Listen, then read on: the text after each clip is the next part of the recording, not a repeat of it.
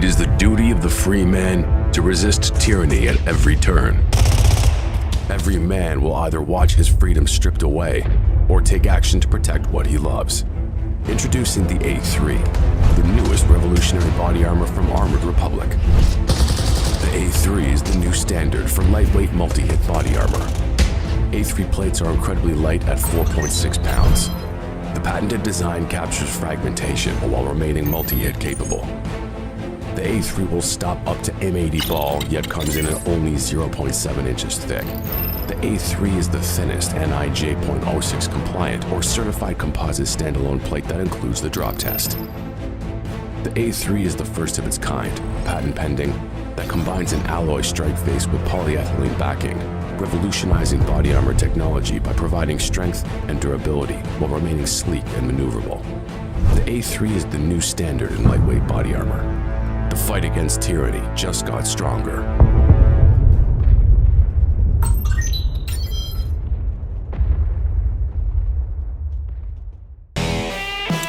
What happens when Kanye West, the Jews, and Biden walk into a bank? We get canceled. One of them's getting canceled. I don't know what happens, but one of them's walking out canceled. That's I don't all. think you can say Kanye West and Jews together. At least not right now. Banks too. Ooh. I know. No, and Biden. I mean, it's all. It's a messy joke. I get it. Hey, y'all, welcome to Cause Politics. I believe it's Thursday evening. Thank you for joining us. Pastor Toby Chuck Knox. I'm the water boy. Salt and Strings Butchery. I'm going with butchery. Salt and Strings Butchery is a Christian-owned family small business. Ooh, look at that meat. Ooh, look at that. You see that tomahawk there? Oh, my goodness. I'm not going to read the rest of the ad now. Wait a second. Quinn. Let me just, go ahead. You good. Another tomahawk. Yeah. Look at that. Wait a second. Hey. Hey. What? Another tomahawk. Stop it. Oh. Quinn and Samantha Bible. Is that their name, really? Quinn and Samantha Bible. Are they related to my neighbor, Mr. Bible? Quinn has... Stop it, Gabe. I'm trying to read an ad. Quinn has operated a retail butcher shop in Southern Illinois since 2016, is now launching an online store where you can purchase high-quality farm-to-table beef. Wow. Knox! Huh? Take it out. Straight to your door or right under your shirt. If you're Knox, take it out.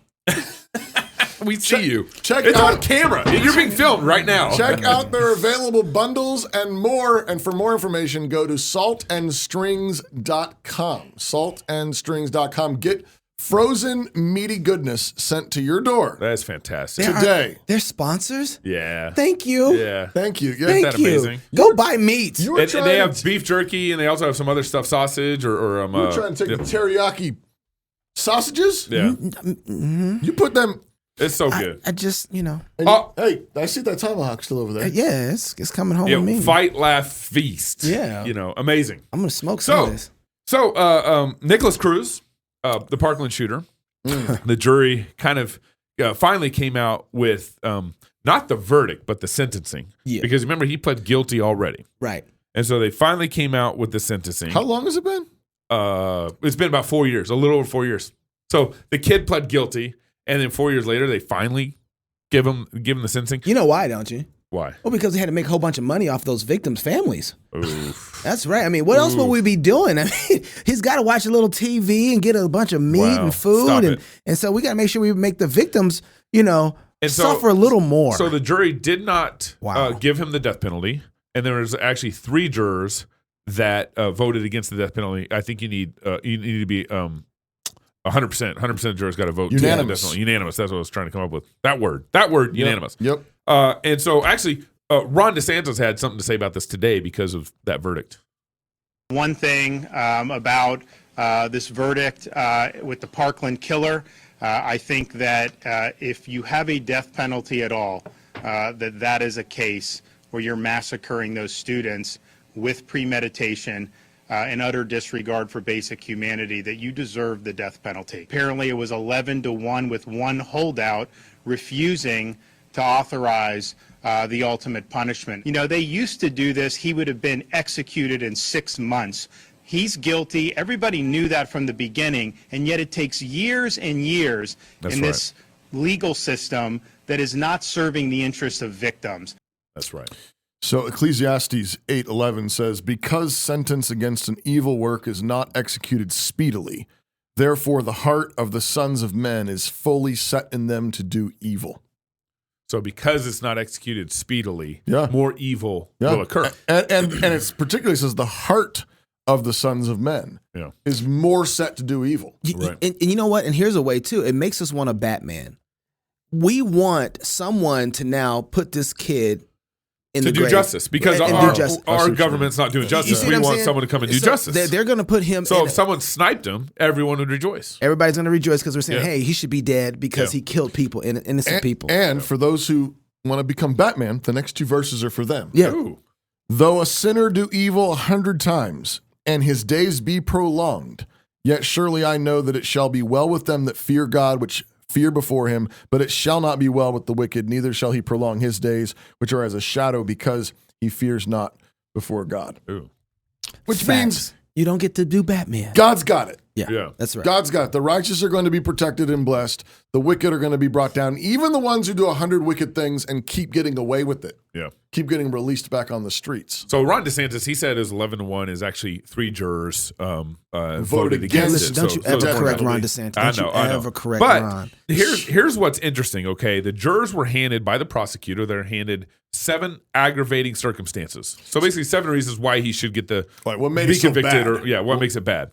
And then they were handed by, as I understand it, they're handed by the defense, the jurors, mitigating factors. Right. Things why they shouldn't give him the death And penalty. they're supposed to weigh, according to the law that I understand in Florida, before someone gets the death penalty, they have to weigh the mitigating versus aggravated. Yeah, absolutely. So here's the 7. I'll read through the 7. I'll skip around on the other ones, the mitigatings. But the 7 aggravating circumstances. First, the first-degree murder was committed by Cruz, who was previously convicted of a felony involving the use of threat and violence. And Cruz pled guilty. He actually pled guilty to this. Cruz knowingly created a great risk of death to many persons.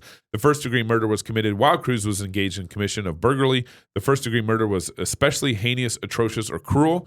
The first-degree murder was committed in a cold, calculated, premeditated manner without any pretense of moral or legal justification. Number 6, the first-degree murder was committed to disrupt or hinder lawful exercise of any government function or the enforcement of laws, any government function. That's a little weird. So they're saying like a school. He went inside of a school. He did something he shouldn't have done at an event that he shouldn't have done. Church or whatever. I mean, it's a school. It's a government. Number 7, the victim of the capital felony was an elected or appointed public official engaged in performance of his or her duty. So there's some sort of additional penalty for killing a public official. Yeah, no, I can get that. Okay, so those are the 7 that the juror was handed, saying, "Hey, this is why he's guilty, and this is you should give him a penalty based off these factors." Okay. Yeah. Now, the mitigating factors, he's actually giving, according to this article, 41 mitigating factors. Okay. 41. Oh boy. So 7 aggravating factors and 41 mitigating. Okay. Nicholas Cruz, number 1. Nicholas Cruz is a human being. That's an aggravating factor. What about that? What about? Yeah, exactly. What about the other human Genesis beings? 9:6. Right. No, but seriously, that's like it is because he's a human being, made in the image of God. Give him the dignity of responsibility for his actions. Well, maybe we should have this guy go to abortion clinics and argue that in front of.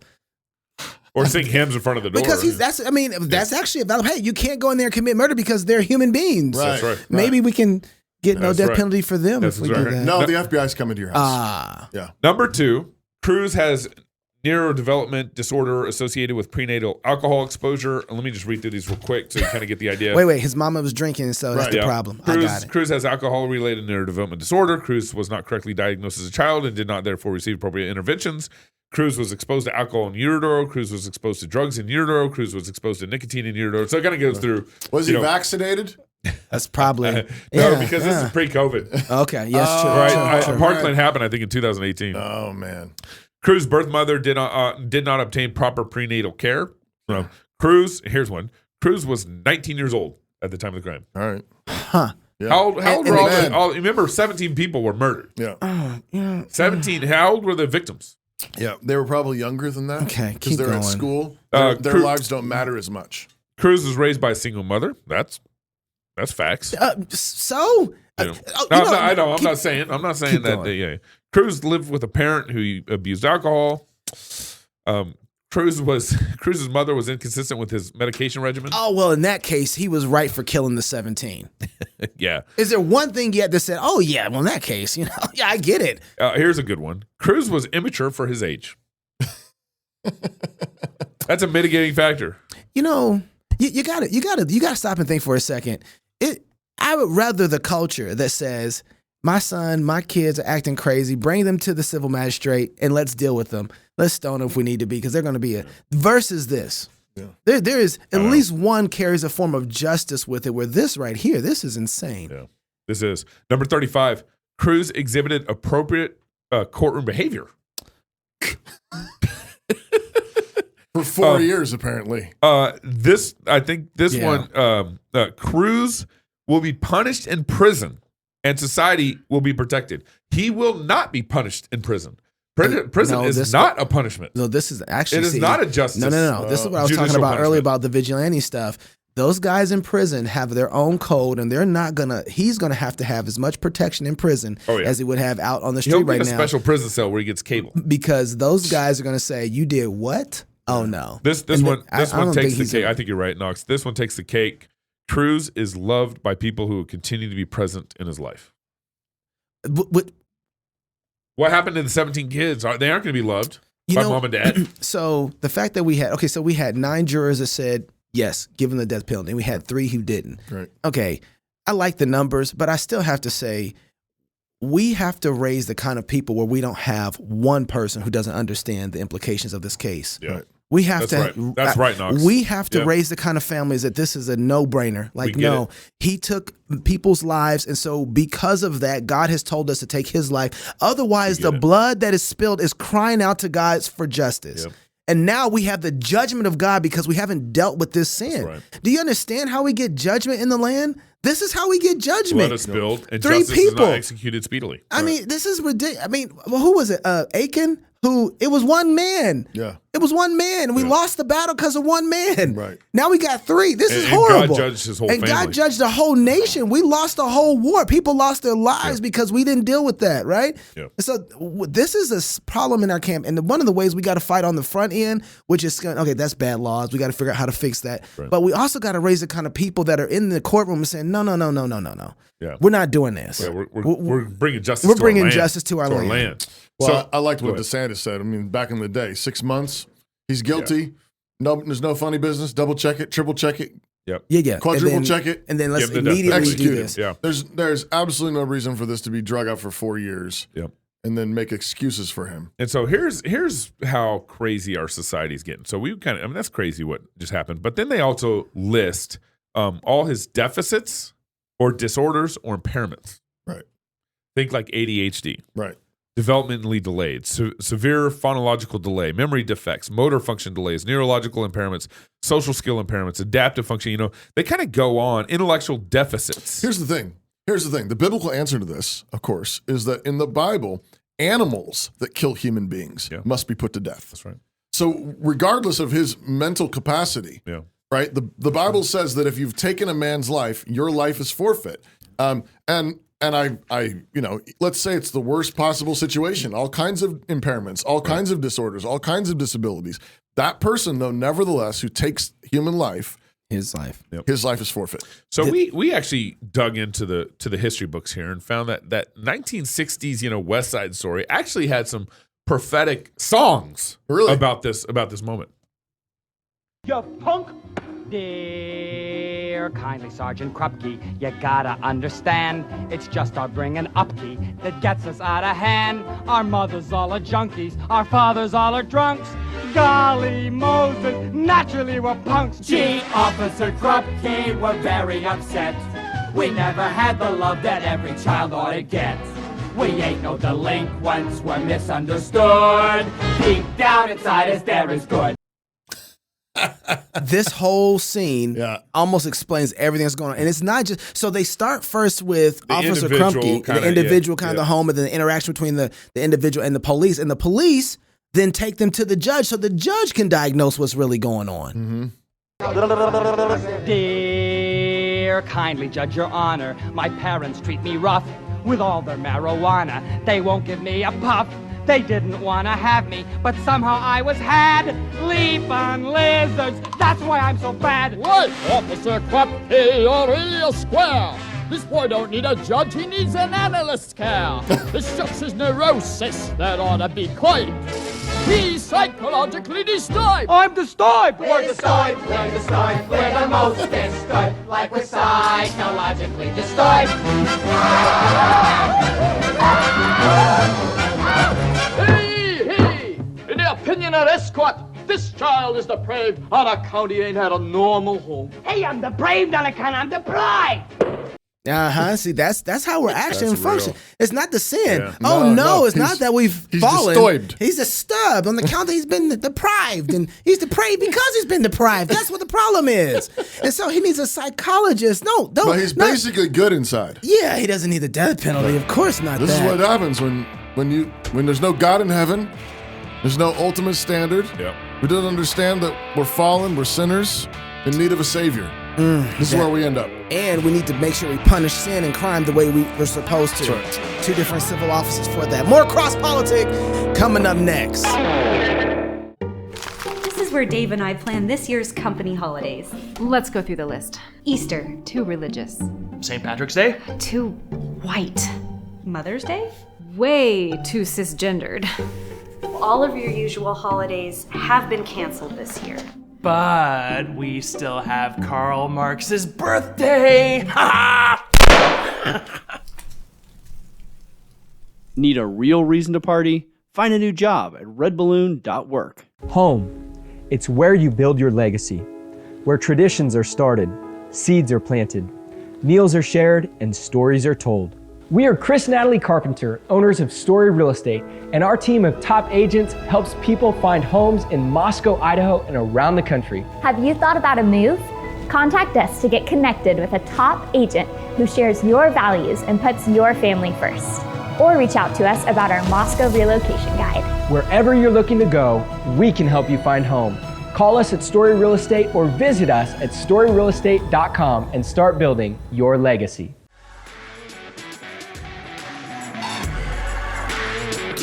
Welcome back to Cross Politic.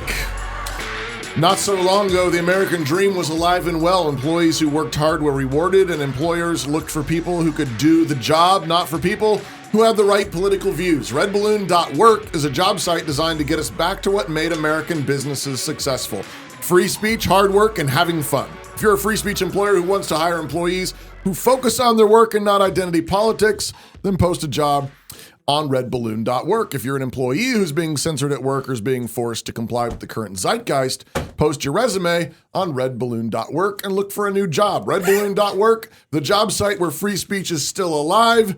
Redballoon.work. You were there at our conference, and guess what they were giving out? Balloons. Red balloons that were popping Not surprised. throughout our talks. Not surprised. It was sad. We were sabotaged. Which was kind of cool, though, because it reminded me that we were inundated with kids. Yep, we love that's right. Well, some of those were adults. Popping balloons. So I don't think people understand how much our military is in trouble.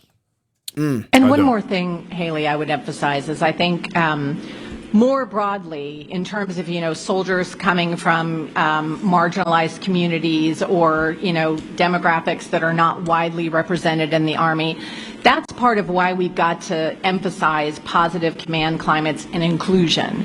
We get criticized, frankly, sometimes for being woke. I'm not sure what woke means. I think woke means a lot of different things to different people. But first of all, I would say if woke means, we are not focused on warfighting, we are not focused on readiness, that doesn't reflect what I see at installations all around the country or overseas when I go and visit. But I think, we do have a wide range of soldiers in our Army, and we've got to make them all feel included.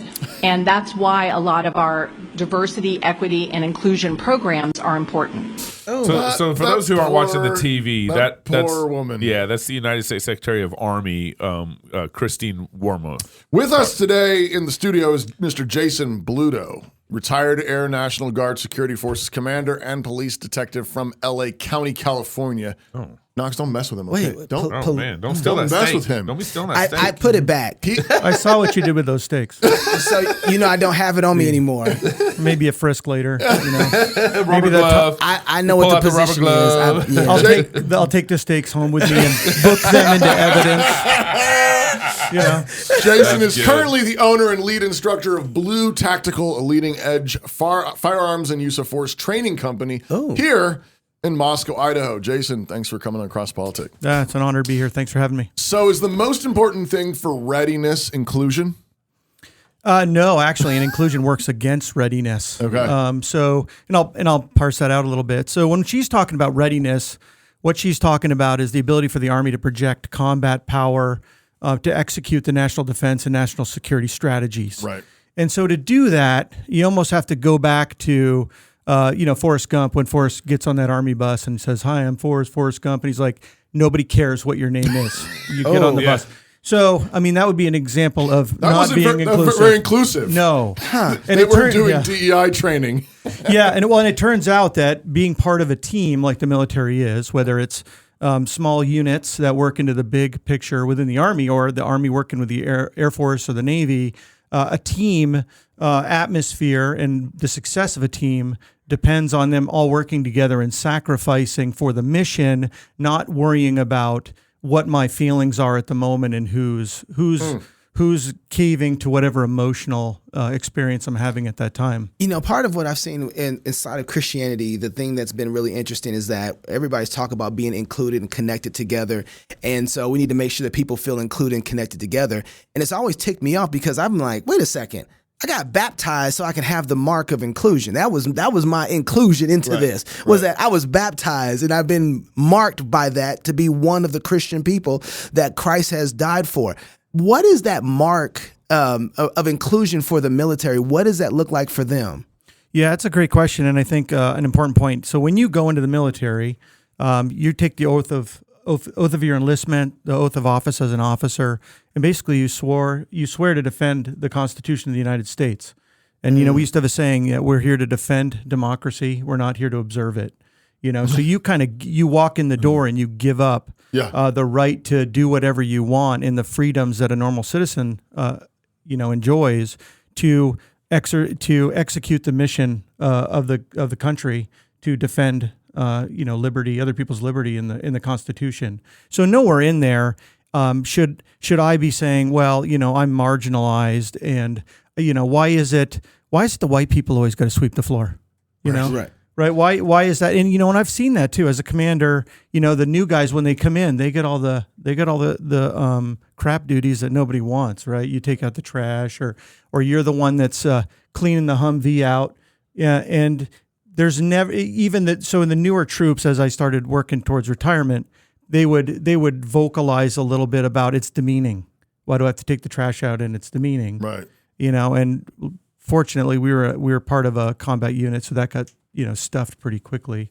Yeah, it's like shut up and take the trash out. So, no one cares. But Jason, what you're saying though is in order to be successful, real readiness and be successful in the mission, it's actually about individuals surrendering their individuality to the mission, to the team. Yeah. And so and you need that in order to be combat effective. Yeah, exactly. 'Cause you can't be narcissistic and selfish. Right. It's all about, I was talking with Knox earlier about this, is what if soldiers started saying, I don't like getting up at 3 a.m.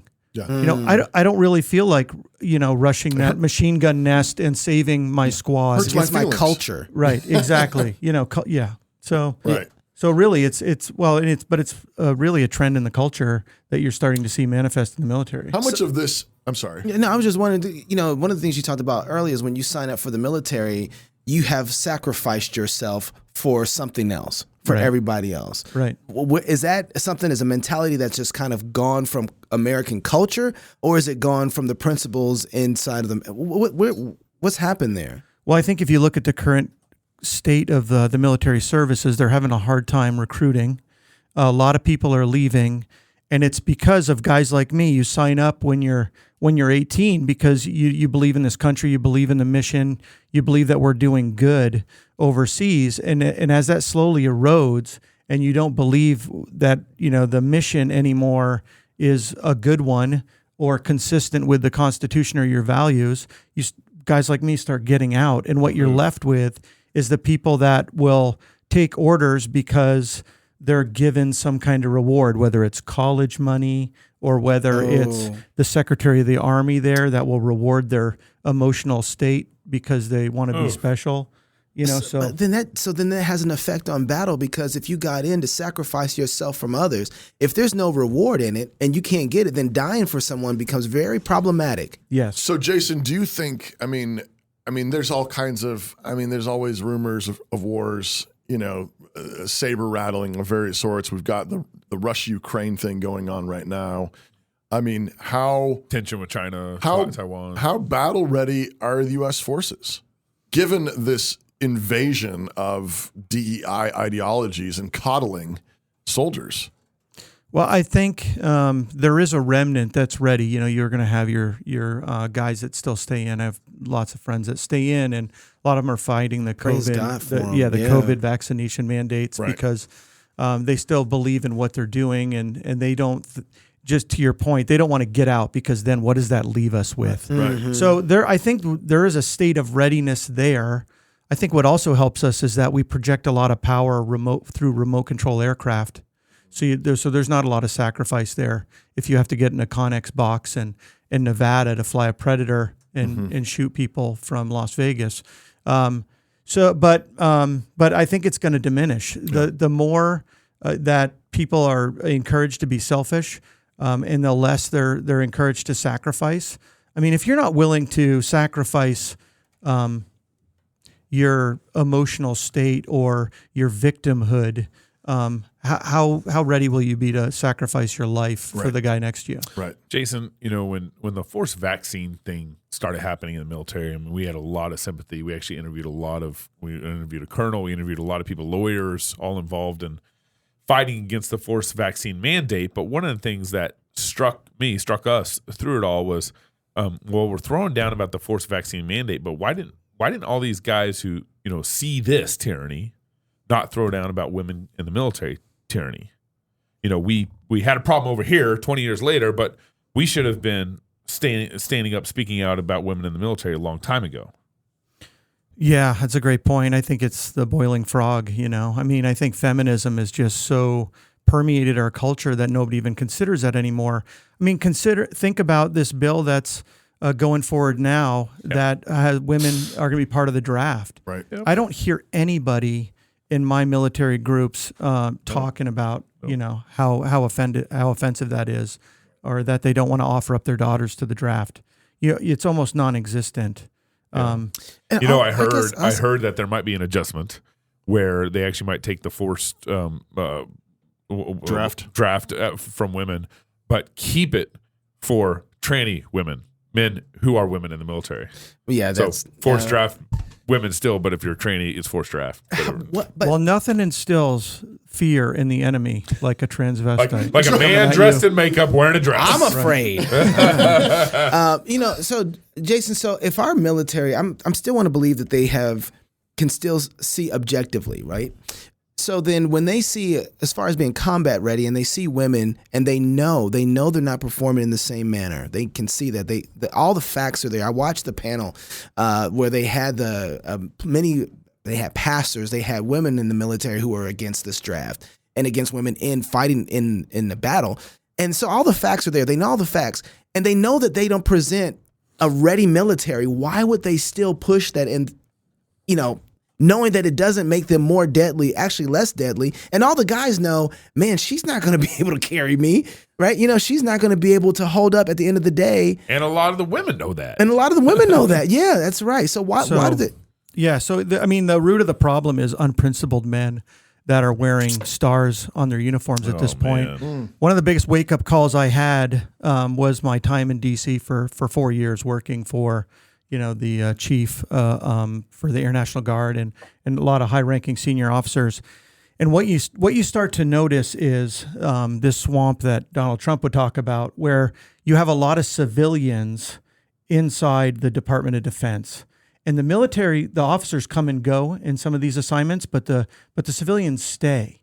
And so the politicians and the civilians that all live in D.C., which was majority of liberals, kind of run the government. And so if you're an unprincipled officer and you want to make rank, you want to make colonel, you want to make 1-star, 4-star, then you're going to cave to politicians. You're not going to hold to any principles.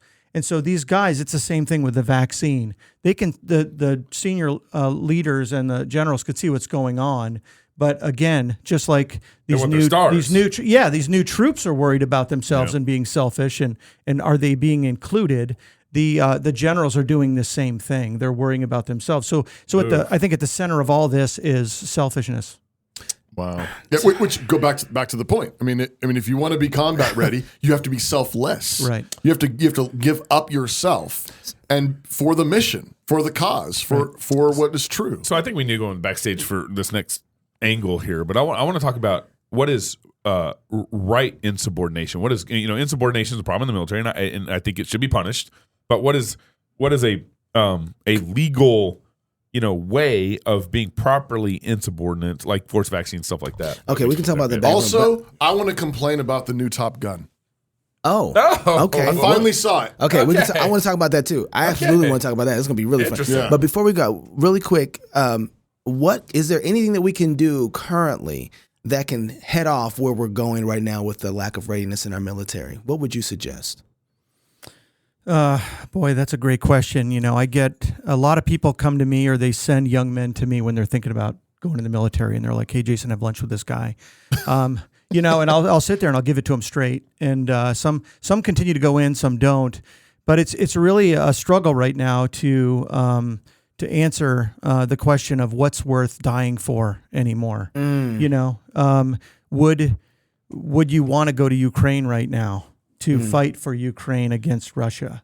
I think there's some real questions there. I'm thankful that we're not, but I think what some guys are doing, being faithful, staying in the military, fighting the vaccination mandates, are the types of things that we need to do. Is those continue to stand up, and then hopes that we get a change in the White House, and that they truly change some cabinet positions that make a change in the military.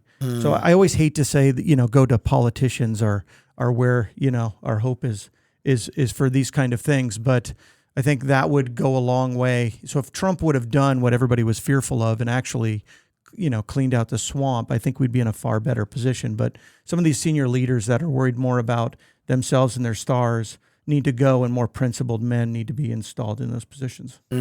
Always comes back to the home and making principled men. Yeah. All right.